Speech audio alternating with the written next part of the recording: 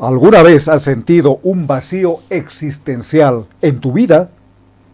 Se siente dentro del corazón, cuando una persona se aleja, cuando muere un ser querido, cuando se rompe una relación de cualquier tipo, cuando pierdes algo muy apreciado por ti, trátese de un animal, de una planta o cualquier objeto que te agradaba.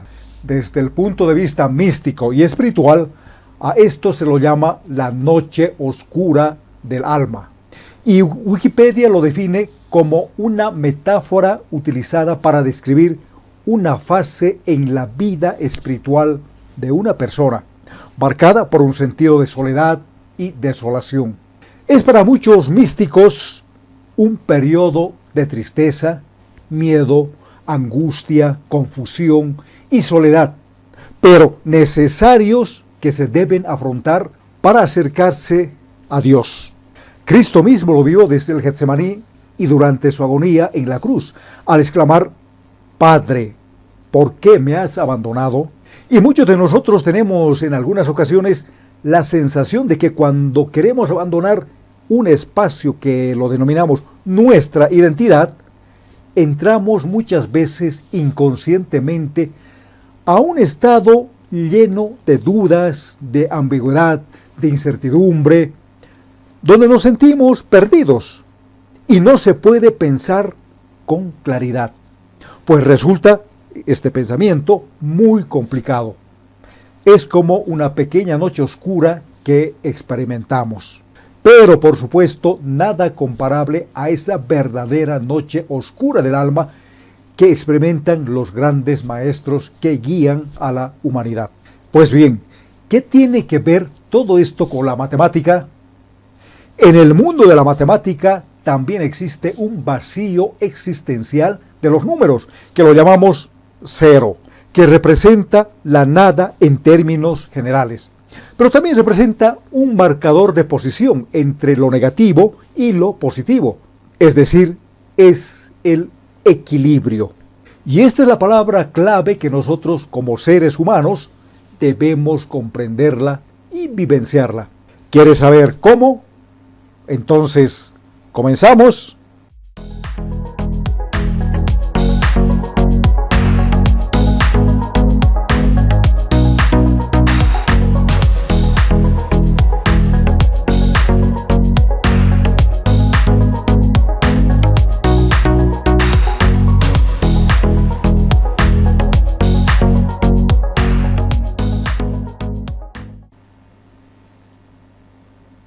La matemática, sin lugar a dudas, está presente en nuestra vida diaria, no solo a nivel externo, sino dentro de nosotros, es decir, dentro de nuestros pensamientos, sentimientos, palabras y acciones.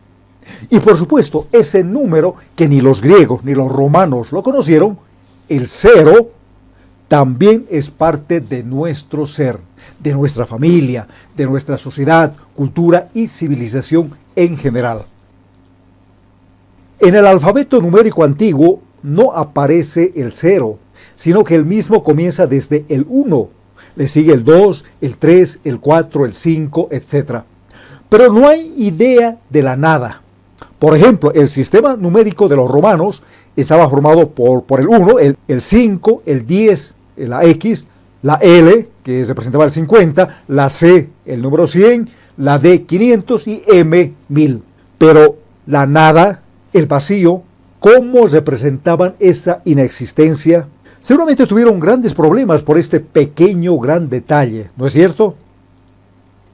El astrónomo Claudio Ptolomeo, influenciado por los babilonios, usó, digamos, por primera vez ese signo semejante al 0 que conocemos y lo usamos como marcador de posición el día de hoy. Por ejemplo, no es lo mismo 804 que 840.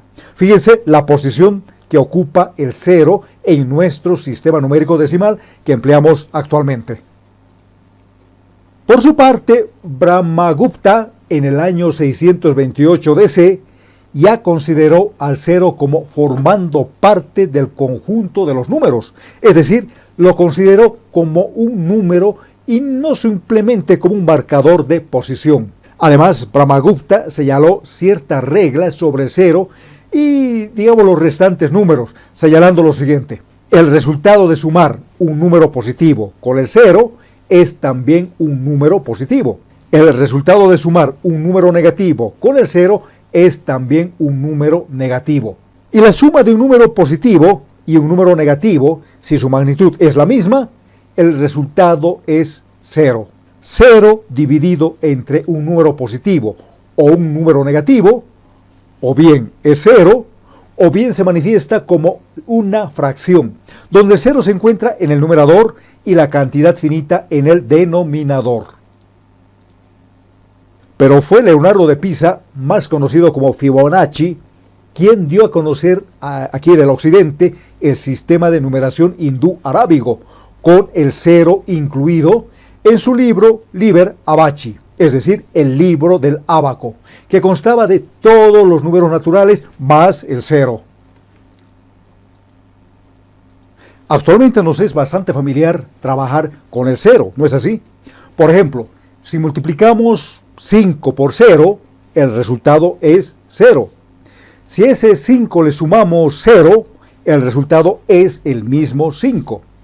Y si restamos 5 menos 0, el resultado también es 5. O si restamos 0 menos 5, el resultado sigue siendo negativo, es decir, menos 5.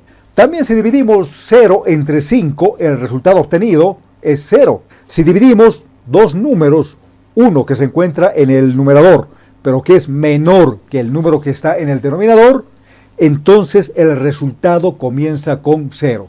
0 punto algo. Por decir, 5 octavos es igual a 0.625. Dentro de la física y la ingeniería en general, el cero adquiere todavía mayor importancia, pues no es lo mismo representar a un número, digamos 4.0, que 4.00, o 4.000 con 3 decimales, o 4.0000 es con 5 decimales. La cantidad de decimales es muy importante cuando se habla de tolerancia, error, incertidumbre, exactitud y precisión. Y aquí surge una anécdota. Por trabajar con 3 decimales en vez de 6, Edward Lorenz descubrió la teoría del caos, que es la rama de las matemáticas, la física y otras ciencias tales como la biología, la meteorología, la economía, etc., que trata cierto tipo de sistemas complejos y sistemas dinámicos no lineales muy sensibles a las variaciones en las condiciones iniciales. Es decir, pequeñas variaciones en dichas condiciones iniciales pueden implicar grandes diferencias o cambios en el comportamiento futuro de un sistema, lo cual imposibilita realizar predicciones a largo plazo. Ya hablaremos en otro vídeo de Educarte sobre esta fascinante teoría del caos y el efecto mariposa que está asociado al mismo. Pero el cero no es tan amigable como parece a simple vista. Hasta ahora trae grandes problemas a la humanidad, a los matemáticos en especial. Por ejemplo, cualquier número dividido entre 0, es decir, entre la nada, tiende al infinito. La pregunta es, ¿será la nada el inverso del infinito? Bueno, esa afirmación es fácil de demostrar. Por ejemplo, 1 dividido entre 0.000001, es decir, 6 ceros y luego el 1, es igual a 10 millones. Y mientras más pequeño sea el denominador, el resultado de la división será mucho más grande. Hasta aquí todo va bien. Sin embargo, resulta que si el numerador es también 0, es decir, se divide 0 entre 0, la nada entre la nada, el vacío entre el vacío, entonces, ¿cuánto es el resultado? En el mundo matemático se lo considera como indeterminado, sin resultado, que no tiene características claras y precisas o que no tiene unos límites definidos. Por tanto, no se conoce cuál es el resultado de esa división. Algún día quizás un joven matemático o matemática, que podría ser tú, resuelva esta indeterminación y dé la respuesta correcta a esa división de 0 entre 0. Por otra parte, la equivalencia al 0 en la teoría de conjuntos se denomina conjunto vacío. Pero te preguntarás, ¿qué tiene que ver el cero con lo que se dijo en la introducción de este video? Es decir, con ese vacío existencial que experimentamos algunas veces, y en especial con la noche oscura del alma, cómo el cero nos ayuda o ayudaría a superar esa situación negativa de nuestra vida diaria. En la recta de los números reales, y en especial de los números enteros, el cero se encuentra en el medio de dicha recta. Marca el punto de simetría entre los números negativos y los números positivos. Por este motivo, el cero no tiene signo, no es ni positivo ni negativo. Por otra parte, ¿por qué crees que toda ecuación matemática, cualquiera que sea, se la iguala a cero para resolverla? ¿Qué significa resolver una ecuación, ya sea algebraica, diferencial o de otra índole? La primera ley de Newton, llamada también ley de la inercia o principio de la inercia, señala que la inercia es la tendencia de los cuerpos de permanecer en reposo o en movimiento rectilíneo uniforme. Por lo tanto, si la suma vectorial de las fuerzas es nula o cero, entonces surgirá el equilibrio de las partículas en consideración. Ley, por supuesto, muy utilizada en la estática y estudiada por la física. También la tercera ley de Newton, o de acción y reacción, tiene que ver con el equilibrio y señala que a toda fuerza de acción le corresponde una fuerza de acción de la misma magnitud, pero de sentido contrario. Y si esas dos fuerzas las restamos, pues necesariamente eso está igualado a cero, como puedes ver ahí en la imagen. Entonces, cuando se resuelve una ecuación, lo que se está buscando es el punto o los puntos que equilibran a la misma, es decir, al sistema. Fíjate en esta botella que tiene una posición vertical. Si la inclino un poco, va a suceder dos cosas. O bien va a volver a su posición vertical buscando el equilibrio, o bien estando ahí inclinada va a buscar el equilibrio pero de manera horizontal. En ambos casos esta botella está buscando el equilibrio en cuanto a su posición. Y así podemos decir que todo en el universo entero busca el equilibrio, partiendo generalmente del caos o desorden, arriba al orden o equilibrio, para desembocar nuevamente en el caos o desorden. Ahora bien, ¿cómo aplicar todo cuanto dije en nuestra vida diaria? Recuerda que el cero se encuentra al medio entre los números negativos y los números positivos, logrando de esta manera el equilibrio perfecto. Así, cuando tú te encuentres en una situación nada agradable, recuerda este número que representa a la nada, al vacío, pero a la vez representa al todo, que equilibra las cosas y también comienza a equilibrar tu vida. Es más, vive siempre en el equilibrio, en la armonía, en el punto medio. Con toda razón decían nuestras abuelas, y aún nuestras madres lo dicen, no rías mucho porque después vas a llorar.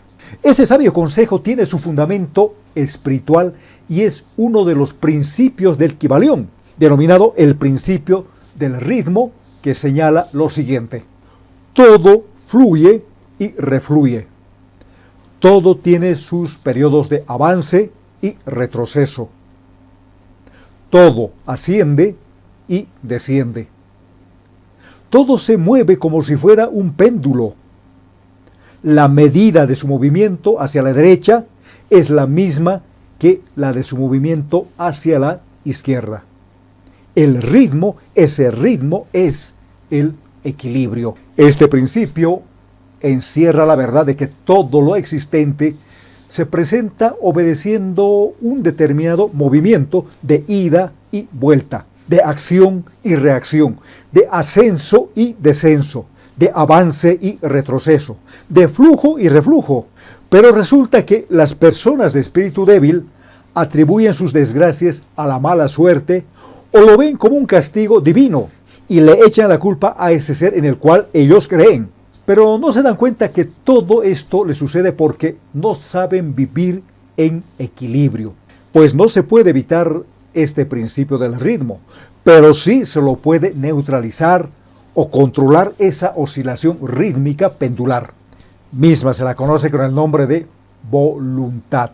Un grado óptimo de estabilidad y firmeza mental, como recomienda aquí el Kybalión, que es inexplicable para la muchedumbre ciega que va y viene a la deriva, atrapada por el ritmo ondulatorio y a merced de los vaivenes del destino. El ser humano, atrapado en la corriente torrentosa de la vida, lucha contra esa corriente de manera inconsciente y con todas sus fuerzas, y así termina agotándose, con el cuerpo destrozado, sin saber qué hacer.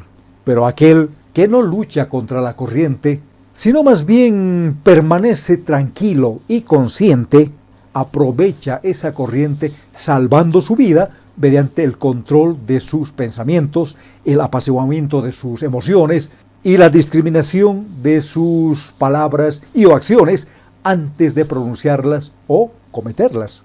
Este es el mensaje principal que te damos desde Educartes, donde otros ven problemas o situaciones difíciles que hay que resolver. Tú ve grandes oportunidades para seguir adelante. ¿De acuerdo? Hay una bella imagen con un lindo mensaje que está circulando en las redes sociales y que titula "Las reglas de mi vida son muy simples". Sí, así se llama. Las reglas de mi vida son muy simples. No le hago el mal a nadie, no perjudico a nadie, no me meto en la vida de nadie.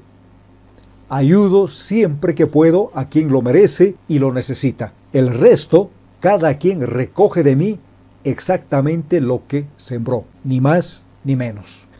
Estas reglas, adáptalas según tus convicciones culturales, religiosas, sociales, etc., a tu vida diaria. Y recuerda siempre en el cero que hablamos el día de hoy.